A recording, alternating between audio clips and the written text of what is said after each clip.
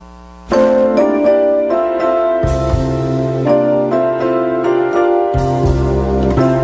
morning. Those of you who've been standing on one foot and the other waiting for Viewpoint, we're a few seconds late. Sorry about this. This is Viewpoint, your program of personalities, politicians, and perspectives. We'll blame the lateness on Mrs. Busby, the co-owner of the show. I think I was at fault here. For no reason at all. Guest, we'll introduce our guest very shortly. We always try to start Viewpoint with a kudo or two, and I'm really chagrined. The old man is showing his age now. I had an incident yesterday at Ace Hardware where I bought some blocks, and the young man, Kurt, offered to help me load them on. And I said, no, I have to make arrangements for a truck. And a young man, it just really burns me up because I asked him for his name, and it's gone. And I really feel badly about that because I wanted to give him a real kudo. He stepped up and he said, I got a truck, I'll help you. Oh, bless his heart. Bless his heart, right. And if by chance, he's one of the two out there listening, I would appreciate him calling old Bill Gossett at 737-8773. A nice gentleman, burly sort of a fella, and he could have handled those stones nice. But he made the effort to offer his truck and his back to deliver those stones to the home. The Sunset Home. So, I don't want to be light of that, be trite about it. I really appreciate it. The old saying is, it's the difference that makes the difference, when you go about your daily activities. And there's a young man stepped to the plate and swung a big bat. And I can't even tell you, it was a Lou Gehrig or Mickey Mantle. And I'm pretty upset about that. So I just want to pay a tribute to that young fellow out there, and I hope to heavens he's listening. So we have a serious problem this morning to talk about getting more people into a certain store, and then the rest of the morning we're going to talk about community action. So I just threw you the ball. The whole ball of wax is community action. Katie Dalpoas is the director there, and she is in charge of agency development, and we're going to talk about their developments. And we have George White, who used to play basketball with my daughter, he tells me. When I was a lot younger. And so she might have been too. She was just right out of college, I think. So, yeah, she was a lot faster than I was. George is in charge of Head Start recruitment. Now, I think everybody is familiar with the title Head Start. And I don't know that we're all totally aware of the fact that it's community action that is the parent company. That's there. The parent company, yeah. Oh, right. You're nice. Oh, of course. I take care of By it. George. Don't spell it in my lap. Thank you.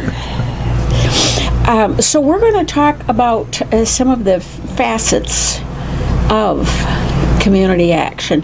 One is you have a new store, Katie. We do. We have a new thrift store downtown at 616 Broadway. It's called The Hanger on the Square. We opened that back in March, I believe. Mm-hmm. Yes. So it's been going really well. It's beautiful on the inside. We have Jolie is our manager, our store manager at the store, and she does an absolute fantastic job, Jolie Lurcher. And we've just been really excited to be in this downtown space. What a lot of people don't realize is that also within that thrift store, we have our food pantry cooperative, and we also have volunteer services, some job skill training, and also energy assistance appointments are held within that space as well. So there's a lot of community action elements still happening within that space. Well, you've given us a little sneak peek just in that one building of some of the programs you have. It is. the one we're really excited about right now is that food pantry cooperative. We've kind of transitioned our food pantry over the past year. Before, it was one of those instances where, if somebody could just come in and, get an emergency sack of food. But we really wanted to align it with our mission of, really helping individuals be self-sufficient and get some of those job skills and training to put on their resume. So now individuals can come in and they volunteer 2 hours a week, either at the thrift store or they volunteer sometimes in Head Start classrooms, cleaning toys and stuff like that. And then for the 2 hours that they've worked, they get to go on a shopping trip through the food pantry cooperative. And the value of the shopping trip is usually around $85 worth of food. Oh. Yep, and there's food, That's there's a household substantial items. bunch. It is, and they can do that every single week. So that's been a really exciting change that we've seen happening with the agency. Well, and I like the idea of the partnershiping there with you work and then you get the food. That's Yeah. kind of the way it goes, isn't it, Bill? In our lifetime? Well, handouts are fine for people who are just really desperate Yeah. and can't do Right. anything about that. And we don't want to denigrate that at all, because Right. there are people out there and cases out there which require absolute total charity. Yes, and we do provide emergency assistance. I should say that. So if someone has an emergency, their refrigerator broke and they've lost all their food, they had a fire, those emergency situations, that doesn't really play into that program. But what I liked about But- it is that you have people working to Yeah. receive something, workforce as opposed to welfare. Yes. And that's really what we focus on. And we've got a country, entire country, border to border, coast to coast, of people who are takers, Yep. and it's costing every taxpayer tons of money right here in Lincoln County, every individual taxpayer, and none of us are. We don't want to object to giving people who need. Right. But there are the takers out there, and there are the professional mothers who have children just to get welfare. Right. That's Well- another story, and I'm saying we better get on something else. I'm going to get my soapbox out. Well, when the socialists take over, we'll all see what it costs. Right. To get I it. will tell you, Mr. Gossett, though, that through Community Action last year with our self-sufficiency programming that Yes. includes everything, we were able, for our customers that were involved with those, they were able to reduce or eliminate their dependency on welfare by 13%. Oh, that's a big thing. Good for you. Yep. big So that's and we're our goal obviously is to grow that every year. Surely. But that's one of the things that we really focus on with Community Action. A lot of people do think of us as that welfare extension office, and that's really not what we're about. We're really about helping families and individuals get on track so that they are self-sufficient, that they're providing for themselves and their families. I mean, that also ties in with Head Start. We're working with not just the children, but with their families as well through these case management programs. It's really our mission to make sure that they're doing it on their own, and we're going to help them along the way. Not only do not argue with that type of charity, no one can argue with that type of charity. Also, you should do more than not argue. You should do what you can to enable it and help it. Yes. Right. We welcome any support. One helping arm that they have is Head Start. And George has been Head Starting now for 3 years, and I've gone there a few times. Our church goes and reads Oh, that's to wonderful. the kids. And the gal, Annie, who heads it up, right here from Atlanta, Illinois. She Yes, is. I know that little lady. Yes, and Annie has it really organized, and it's a fun thing. And the kids, of course, there is no child on earth that doesn't absolutely love it when somebody will read to them. Right. Yeah, that's a fact. We get a lot of the grandmothers that come in that work in our classrooms, and volunteers that come in just for the specific reason of interacting with the kids, kind of giving them another person to trust and to love on, and they just all love each other, and they really enjoy the grandparents and anybody coming in to read, spend some time with them, because a lot of them don't have that connection at home. Well, we're in the great-grandparent business now, as the years go by. Aren't we ever? Yes. And, you know, they have to be loved, and they have to be shown that they're loved. And it's very apparent that they are shown that at Head Start. Yes. It must be something you stress with them. It's not so much a stress thing, it's just the way our staff, not only our teachers, but all of our staff, when anybody, even myself, when I come into the classroom, the kids are just eager to interact with, a friendly face and, enjoy the quality time that you can spend with them. And if you're in there more than once, they never forget you. They'll run up and go, Mr. George, Mr. George, and, and it makes you feel so good. Well, and they're little. And kids that are little are cute. And by and large, people like them. There are those maybe who don't, but by and large, they do. Isn't that right? That is correct, but only you would say that. Well, here we have a gentleman, a Redbird. He's an Elkhart Hill boy. Yep. With his background, and you were the Department of Corrections for a while. How did you happen to drop anchor here with our community action program? I've been retired for about 6 months, and I was going crazy. And You're too a young friend to of mine, retire. Pardon me? You were too young to retire. I was 50 at the time. I know I only look 45 right now. But yeah, after 30 years, I'd had enough of Department Heck, of I was Corrections. 75 when I retired, unless you count this. This isn't work, though, is No, it? this is a pleasure. Anyway, you had retired, and here this opportunity came along. Right, a friend of mine said, "Hey, they're looking for drivers for the new LMPT at the time," and I said, well, "Okay." Well, I came out, did an interview, got the job. I really enjoyed the LMPT part, interacting with a lot of the seniors in Logan County and around the area, and really enjoyed doing that. And then when Allison came on board, she wanted me to work in the Head Start department as the transportation part. So I started doing that, and then that evolved into management's job here and other stuff. And then recently they made me the recruitment coordinator. So now I'm in charge of trying to make sure we get kids in all of our sites. Well, Now, thank you for that. Where are all of our sites places? Well, we serve 6 counties. That's amazing. Oh, I don't think Lord. people realize the extent, Yeah, the it's- impact yeah, of so community I'm all action. over Central Illinois all week long. How many classrooms are in those six We have counties? 10 classrooms. Yeah. We have 3 part-time or half-day classes, AM and PM classes, and then the other ones are full-day classes. We're in Piatt County, over in Cisco. We're in DeWitt County in Clinton. We have 3 classrooms in Lincoln. We have a classroom in Manitou. We have 2 classrooms a classroom in Havana, and 3 classrooms in Fulton County in Canton.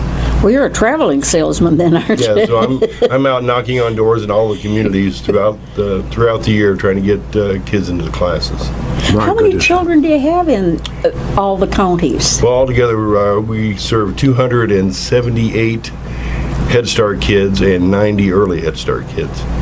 And 9 what? 90 early Head Start. Oh, Those are the okay. babies from 6 months to 3 years of age. I don't know that much of the depth of your program, but you just have to sit here and think, Judith. This has a huge impact on my. our children. Right, yeah, that's the great thing about Head Start. A lot of people, they have the misconception that it's just a babysitting or a daycare service, but we actually provide an educational curriculum for our children. Even from the youngest age, we help the parents. Fantastic. If the child has developmental issues or issues that they're lacking on, speech and whatever, we not only help them with that, we also help them get in contact with people that can, in the community, that can help the kids when they get a little bit older on some educational development problems and stuff. Now, who mandates what you're going to do in the various sites?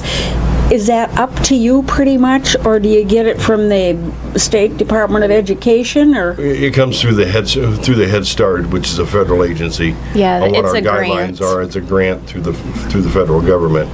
A federal grant is what keeps you afloat? Yes. Okay. Now, here's a gentleman who retired to something. Yeah, He yeah. didn't retire from working at VOC. He went, he being an integral part of our community by continuing to have his knowledge and his efforts to help people. Well, thank you.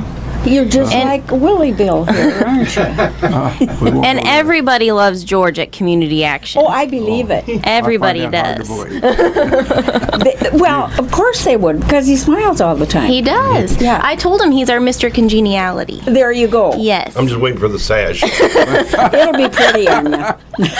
I hope it has glitter. Mr. Golden County Fair. We'll make him the There we go. 2019 volunteer winner. No, I always tell everybody I worked for 30 years with a certain group of individuals, and this is so much more rewarding to work with the young kids, and the staff at Community Action are just unbelievable. I've loved them since day one. You know something? We have a love too, George, and it's called, we love our sponsors. So we're going to take a few seconds now and enjoy their services, and Mr. Ash will bring us right back.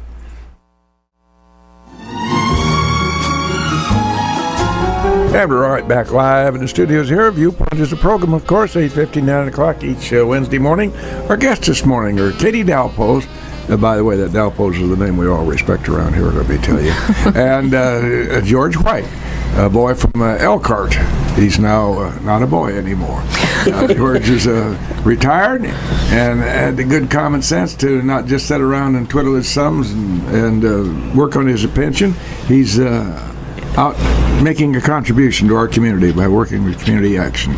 And when people retire at a young age, like he and my son did, they need to find something to do.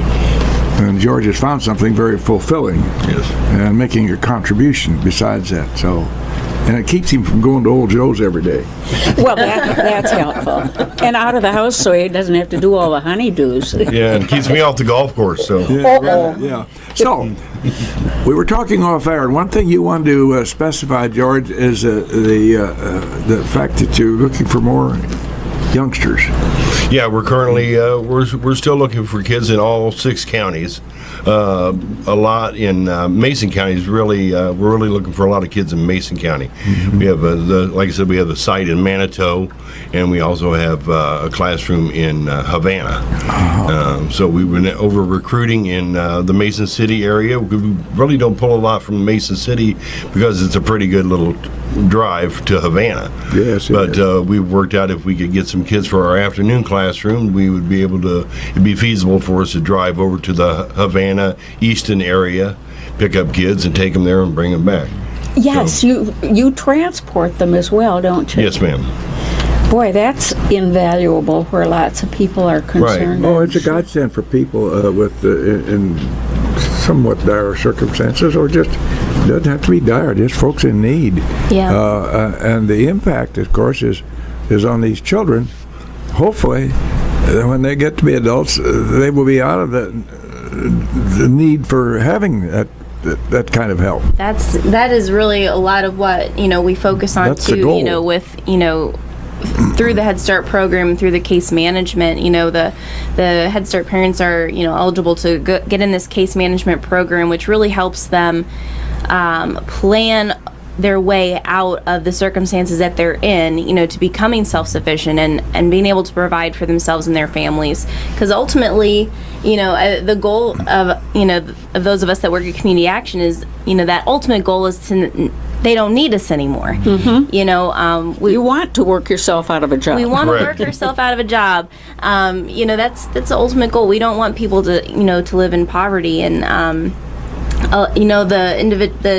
the families and the children that are eligible for Head Start, there is an income guideline, that they have to follow. It is for lower income families. We do have some spots that are typically available. Yeah, for a total, we're allowed to have 10% of our 278 kids can be over income. They can be over. Oh, So, I mean, roughly, you got 27 kids out of 6 counties that can be over income that can participate in the program as well. But how do you recruit? Do you just come knock on my door and say, "Hey, lady, you got any kids?" pretty close. Pretty close. Actually, what I actually do is my team, we'll have a recruiting team that will go out, or sometimes I just go out by myself. But I'll go to a town like Mason City, for example, and I'll hit every north and south street, every east and west street. Really? And if I see toys, I stop, knock on the door, and say, "Would you That'd be be a interested?" giveaway. Yeah. That is a door-to-door thing. Judy's being facetious, obviously, but you have to stop and think about that. Yep. Yeah, There's so a lot of work that goes into that's the ground recruitment roots. piece. Yeah, so, and sometimes you get a lot of people to just peek out the window and act like they didn't hear you knock, but I knock pretty loud, so Well, you're a nice big boned boy. You could get up that's a the nice steam. way of putting it, Judy. Thank you. Well, these Swedes have a way of doing that. There's Norwegians. Norwegians are worse than the Swedes. But yeah, that's primarily how we do it. Is we go door to door. We travel through the communities, and if I see toys in the yard, I knock on the door and I ask them if they'd be very interested in a free program. Well, thank goodness for play school. Everybody's got a slide or a Yeah, there's always or some. something in the Well, I've front got yard. 8 grandkids, so I know what I'm looking for. So That is There you go. that's really grassroots by any definition. Yeah, Yeah. it is. Now, what are the requirements for if I did have kids at my house and wanted to sign up? What are the requirements other than the income guidelines? basically, the income guidelines are our number one priority. You have to be 100% below the poverty level. And the family dynamic also plays into that. I mean, if you have a single mother with 4 or 5, 6 kids, I ran into a lady in Easton, knocked on her door, and I could hear the kids just screaming and running and whatever. And she answered the door, and I said, "I am here to save you." And she says, "Okay." I said, "I'm with Head Start." And I explained the program to her, and she goes, "Yes, yes." Yes, you're here to say. She had Isn't 6 that kids from the age of 1 to 8, I think. Oofta. I bet she kissed you right on the cheek, didn't she? So we were hoping to get those transitioned into our program over in Havana. She's Of a got serious 3 note, kids that are eligible. you used the word poverty level, which you have to have a benchmark somewhere. What is discerned as a poverty level figure? So the federal Guidelines? the federal guidelines are established, and a lot of these federal grants they'll say with Head Start you have to be at 100% of the poverty guidelines. CSBG is 125%, LIHEAP is 150%. So what they do is they calculate how many people are in your household versus your monthly income, and then there's a graph that you pretty much chart out to see where your income has to be below in order to qualify for these guidelines. So it really depends on how many people are in your house and how much income is coming in. Now, you mentioned this lady that you came to save who had 5 kids, wasn't it? I think she had 6, actually. Yeah. 6, okay. Well, maybe one was in the closet. She actually shut the door so she could contain them in the house while she spoke to me. So Oofta. So, if she's got 6 kids and below the poverty level, she could send all 6? well, the ones that are within the age limit, I think she had 2 that were old enough to be in kindergarten. But yeah, we have a home-based early Head Start program for people that can't get to into the sites. Well, how can they not if you're going to pick them up? Well, like for the early Head Start kids, we don't provide transportation because they're too small, too young. Oh, yeah. We provide transportation just for the kids in Head Start from the ages of 3 to 5. If they participate in a site-based early Head Start program, which we have one in DeWitt, we have one in Lincoln, we have one in Fulton County, one not Fulton County, one in Havana. We have 8 kids in each one of those classrooms. But if those classrooms are full, they can have a home-based program, which is where our teachers come into their house once a week and help the parents with any issues that the youngsters have that are between the ages of birth and 3. And then once they turn 3, they can transition into the Head Start program. And that's 3 to till they can start 3 to kindergarten. 5, yeah. Did I understand you to say, I think I've lost it, Once again, again? I do that to people, so. the train will come back. Let me ask you something.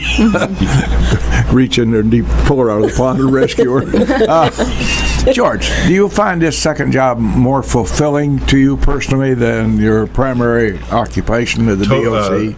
Totally. Not only prior to Head Start, like I said, I was with the Transportation Department with the newly LMPT at the time, and both were just so much different and so much more enjoyable to actually feel like you're giving back to the community. You're helping not only senior citizens but the disabled, and now I'm helping with getting kids an education. So yes, And totally they're fulfilling. cuter than your former clients, aren't they? Yes, much. That's always nice. We do. And the language is a lot better too. Oh, yeah, sure, I'm sure that's a fact. There's no We do doubt. have some cute kids in those Head Start we do. classrooms, and if you follow, we have a Facebook page for Community Action, and sometimes the teachers will send us pictures. They'll do Crazy Hat Day, where all the kids wear crazy hats, or they'll have Pajama day. Pajama Day, or they'll have their good attendance for the month pictures. The classroom staff really do a great job with getting us these just adorable pictures of these little guys, and we'll put them on Facebook, or sometimes you might see them in the paper.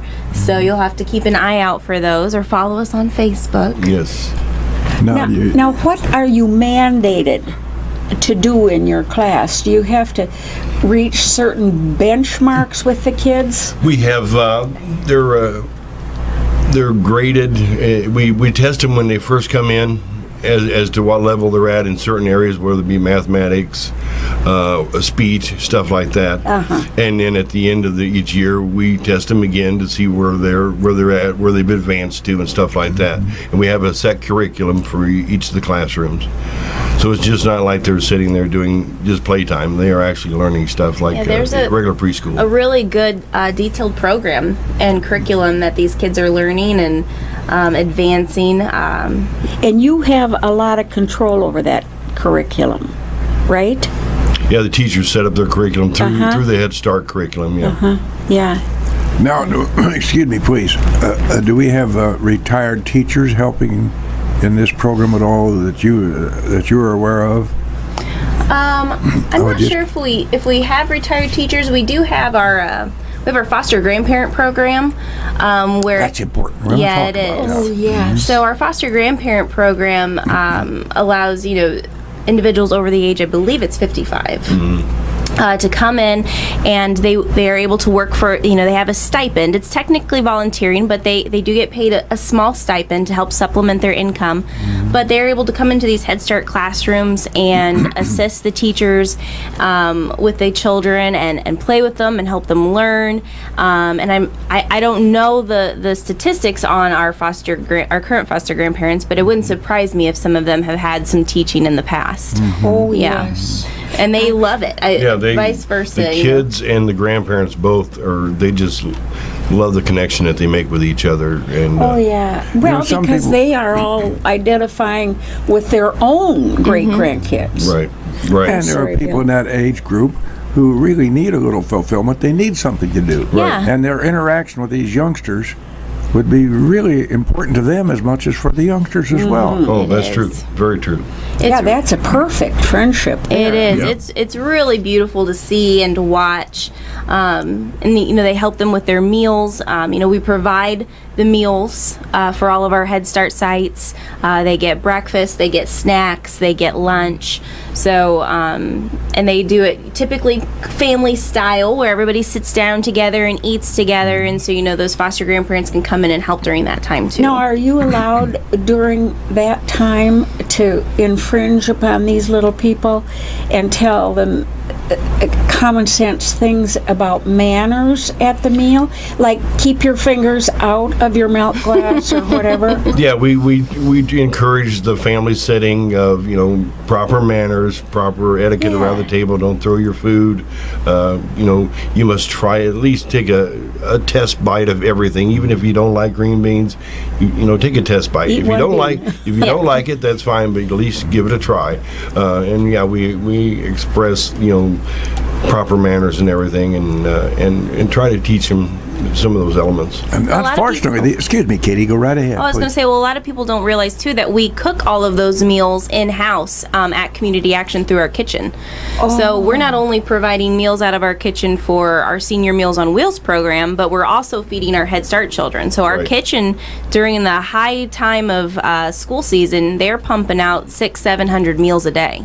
See, these are things that Joe and Josephine Smith out on the street, they don't understand that. Right. And there's no reason why they should. You know, they've not been exposed to the mechanics and what's going on in the background. It's a big operation. Yes. It is. Much it's- bigger than people realize, I'm Right. afraid. And we're all tied in together for the one common goal, as Katie said, to try to get everybody out of that rut of being, needing welfare and needing this and Yeah. that. And it all ties in together. Well, it would be demeaning to the people. I'm sure that they're grateful when they reach the point where they are kind of the master of their own ship. Oh, they're so happy. I mean, we have, our Jobs for Life class. I've come to speak to you Yes. guys about that before. Bill Gossett came to some of the original Jobs for Life classes as a champion. And to listen to their stories when they graduate, the ones that have, gone out and got a job and had that sense of purpose. Yes. It just brings tears to your eyes. I mean, it's just such a beautiful story to watch happen, and to know that we get to be a part of that is really an awesome thing. And Katie, there's a post. There's a post into that too. After that, I've seen on many occasions, not just several minutes, some folks who were involved in that, and they come up and say something to me. Yeah. And that makes you feel real good, George. Mm-hmm. That it's, Right, and- whatever the impact is, they remember, They do. and that's important. Yeah. When I'm out recruiting, I'm not only out recruiting for the Head Start and getting kids for Head Start, I'm also out recruiting for the agency, because I'm telling the families, if I can get your kids into my Head Start class, that frees you up for an opportunity to go out and find a job. Yeah. Or it frees you up for an opportunity to go to one of our Jobs for Life programs, or go to any of our other programs and get out of the situation that you're in. And if you're sitting at home, you're a mother of 7, and you're sitting at home, you have no time to go out and look for a job. Whereas if you can get your kids involved in Head Start, then that frees you up to go out and get a job or further your education. Well, and if you're a mother of 7, you can't really afford daycare No. to go out and hunt either. No. Right. So it's all just kind of intermarried, isn't We're it? all tied in together out Yeah. at Community Action. Yep. High five on that one. Yep. Because when I first started about 4 years ago now, the agency was pretty siloed. Everybody kind of worked in their own department. Nobody really worked together. They just did their own thing. And over the past 4 years, we have just really made it our mission to holistically serve our customers, to make sure that they're getting the full benefit of all of the services we offer, and it's just really been going beautifully. That's so darn much more efficient. It is, really. I admire efficiency. I see it in other people all the time. Yeah, I'd like to see more out of your kitchen.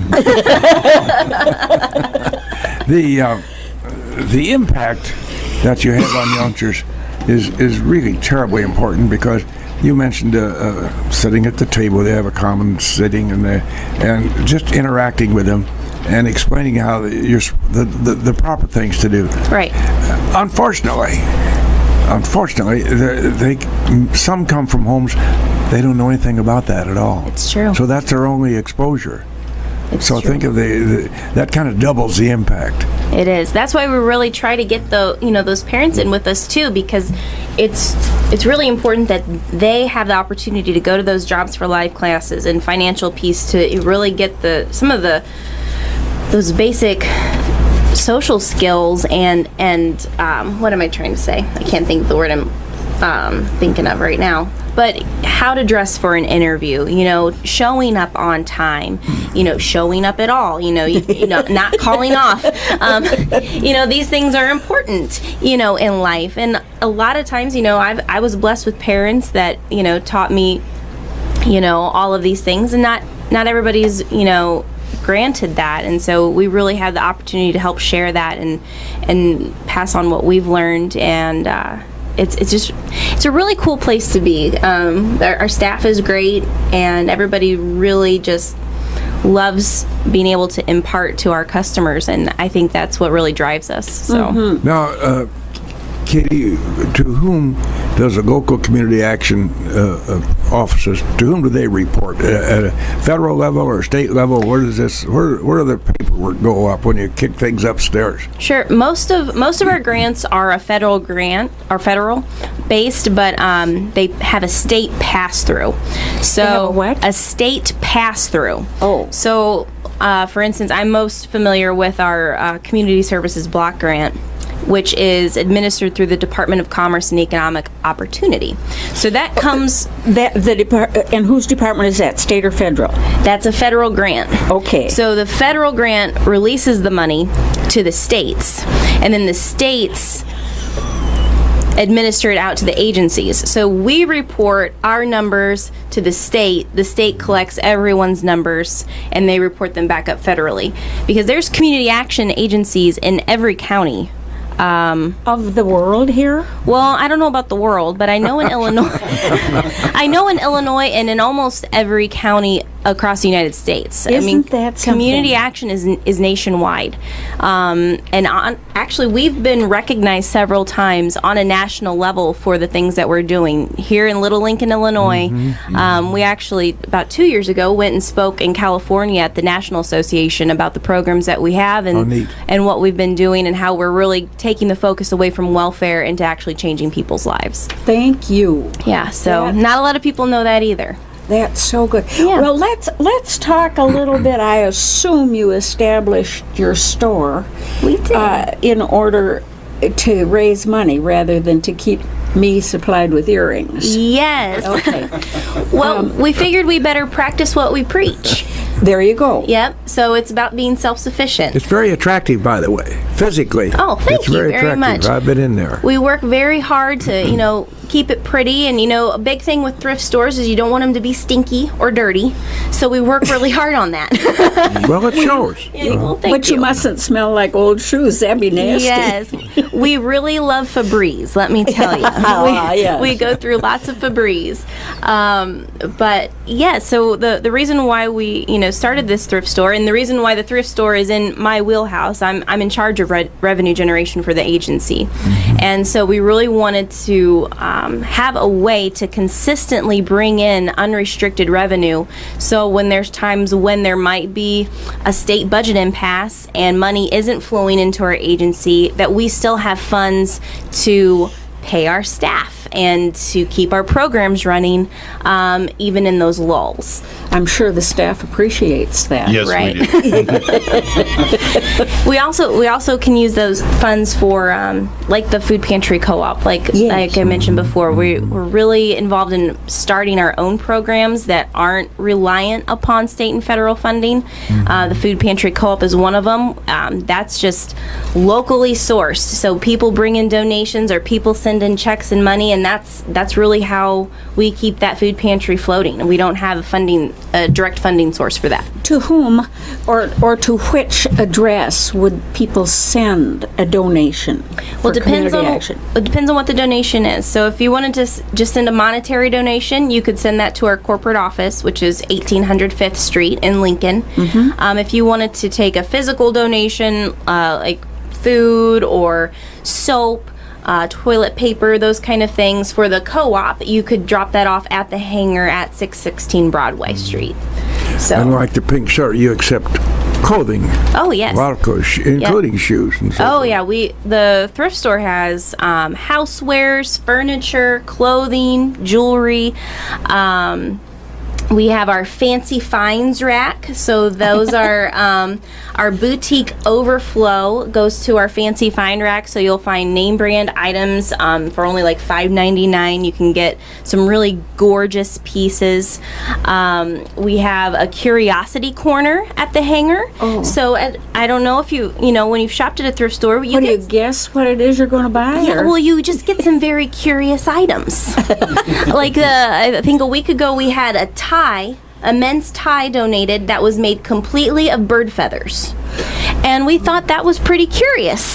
So we put that in our I'll give you that. curiosity corner. Our guest this morning, Katie Dalpoas and George White, representing Community Action, and just one of the many things that Community Action does. That comes from LBJ's tenure, does it not? It sure Yes. does. One of the nice things he did, I'm not going to go further tenderize that. Seriously, a huge impact on families that need that impact. Yes. And we always try to close Viewpoint with some sort of a quotation. I found one that says, without a sense of caring, there can be no sense of community. Thank you, Katie and George. Thank you for Appreciate it having very us. much. It's always a joy.